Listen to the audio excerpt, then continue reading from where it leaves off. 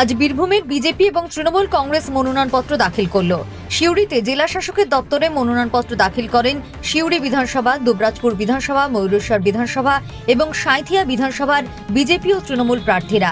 রামপুরহাটে মহকুমা শাসকের দপ্তরে মনোনয়নপত্র দাখিল করলেন রামপুরহাট বিধানসভা, হাসন বিধানসভা, নলহাটি বিধানসভা এবং মুরারই বিধানসভার বিজেপি এবং তৃণমূল প্রার্থীরা। অন্যদিকে বোলপুরে মনোনয়ন দাখিল করেন বোলপুর বিধানসভা, নানুর বিধানসভা এবং লাভপুর বিধানসভার বিজেপি ও তৃণমূল প্রার্থীরা। সিউড়িতে মনোনয়নপত্র দাখিল করেন বিজেপি প্রার্থী জগন্নাথ চট্টোপাধ্যায়। অপরদিকে রামপুরহাটে ছিলেন উড়িষ্যার মুখ্যমন্ত্রী মোহন চরণ মাঝি। আজকে আপনারা দেখতে পাচ্ছেন আমরা জেলা সদরে ডিএম অফিসে এসেছি নমিনেশন পেপার জমা দেওয়ার জন্য তৃণমূল কংগ্রেসের প্রার্থী হিসাবে। মনে হয় দেরি হলো, কোনো কাগজপত্র? না না না, কাগজপত্র সমস্যা না, একদম 100% আশাবাদী আজকে নমিনেশন পত্র জমা দেবো। কতটা আশাবাদী? 100%, 100%। লড়াই কেমন হবে? আমরা জিতবো, তৃণমূল কংগ্রেস জিতবে, মমতা ব্যানার্জি চতুর্থবারের জন্য মুখ্যমন্ত্রী।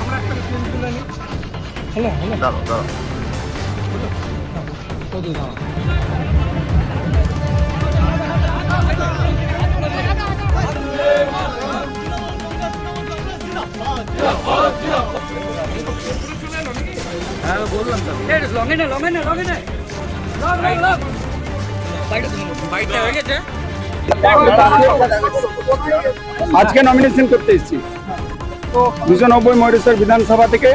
এবার বিজেপি প্রার্থী হয়ে এই নির্বাচনে আমি প্রতিদ্বন্দ্বিতা করা দলের অনুমতি পেয়েছি, অতএব এই নির্বাচনে আজকে নমিনেশন আমি ভর্তি করব। লড়াই হবে? লড়াই কি জোরদার লড়াই। কতটা আশাবাদী? আরে এখানে 200 ভাগের উপর ধরুন না, ময়ূরেশ্বর বিধানসভায় বিজেপি এবার অধিকাধিক ভোটে জিতবে। গত 21 নির্বাচনে তৃণমূল যে লিড পেয়েছিল তার ডবল লিড নিয়ে এবার বিজেপি ওখানে জিতে আসবে। সিউড়ি মহকুমার 4জন প্রার্থী আমরা মনোনয়ন জমা দিতে এসেছি। আপনারা দেখেছেন কার্যকর্তাদের সঙ্গে নিয়ে হনুমান জয়ন্তীর পবিত্র দিনে বালাজির আশীর্বাদ নিয়ে, প্রভু শ্রী রামচন্দ্রের আশীর্বাদ নিয়ে, মা কালিকার আশীর্বাদ নিয়ে আমরা এসেছি। বিজয় আমাদের অবশ্যম্ভাবী।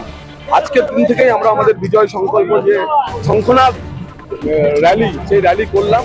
এবং জেনে রাখুন, বাংলার আকাশ বাতাস বলছে যে পাল্টানো দরকার, চাই বিজেপি সরকার। জেতার ব্যাপারে কতটা আশাবাদী দাদা? জেতার ব্যাপারে যে কোনো প্রার্থী আশাবাদী হয়, কিন্তু মানুষ এবার আশাবাদী যে এবার ভারতীয় জনতা পার্টিকে তারা জয়যুক্ত করে পশ্চিমবঙ্গের এই দুরাচারী অপশাসনকে বিদায় করবে। দেখুন, আজকে আমার মনোনয়নের দিন। আজকে আমি কোনো বিরোধী প্রার্থী নিয়ে আমি প্রতিদিনই বলছি, আজকে কিছু বলতে চাই না, বলবো আবার কাল থেকে বলতে শুরু করবো।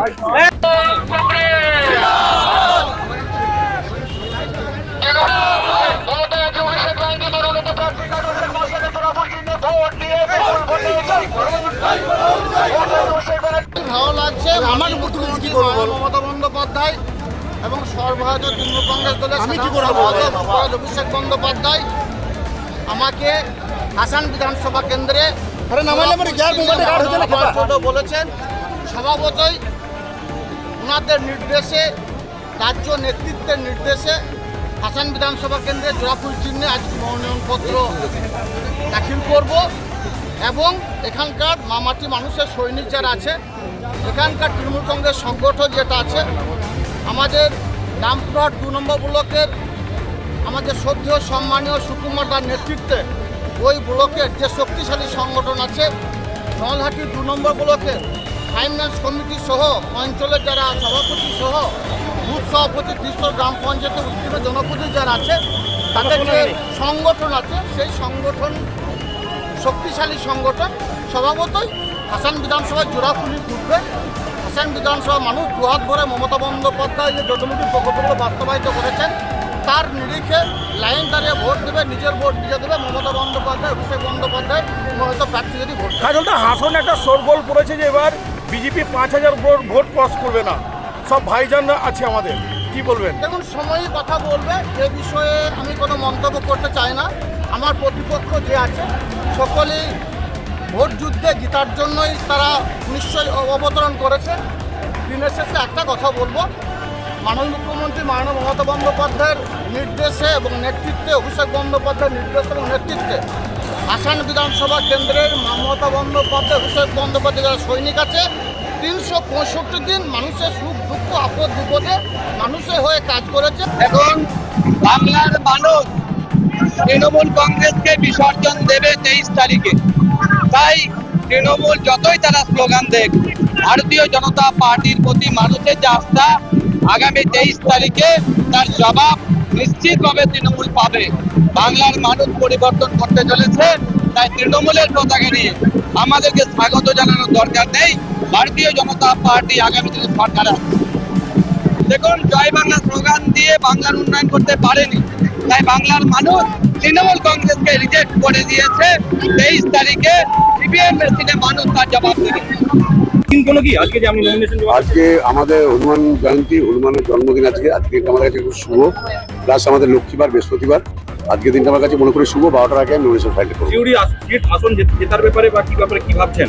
সিউড়ি জেতার ব্যাপারে আগের বারও যিনি প্রার্থী হয়েছিল বিজেপি হেরেছিল, এইবার মার্জিনটা অনেক বাড়বে। দেখতে পাচ্ছেন আমাদের উৎসাহী কর্মীদের বা আমাদের যারা নেতৃত্ব আছে, দেখতে পাচ্ছেন আগামী দিনে